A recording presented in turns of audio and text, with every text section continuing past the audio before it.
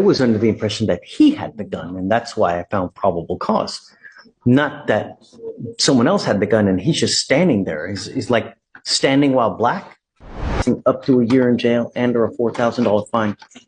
We're going to do probable cause. You have the right to remain silent. Anything you say can or will be used against you. You have the right to have an attorney present. If you cannot afford one, one will be appointed to you. Yes, sir. Yes, sir. On September 30th, 2024, officers were dispatched to a weapons disturbance call in Harris County, Texas. The caller advised that he observed a group of juveniles with a handgun after walking into a Texaco gas station.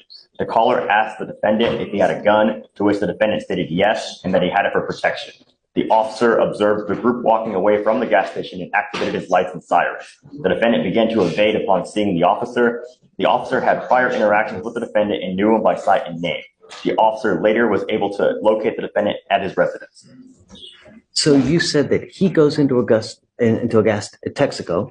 No, Your Honor, the complainant was walking into Texaco and observed the defendant with another group of juveniles outside the gas station with a handgun. And then okay, so who has the handgun? The handgun is with the defendant. And the defendant... He has a handgun? Yes, and the defendant said he had that for his protection. Read it again. Yes, Your Honor. I must be confused. Read, please. Yes, Your Honor. The officer was dispatched to a weapons disturbance call in Harris County, Texas. The caller advised that he observed a group of juveniles with a handgun after the complainant walked into a Texaco gas station. This is an unknown caller. Yes, it is the caller. Hey, I saw a gun here. I saw a gun with a group of juveniles.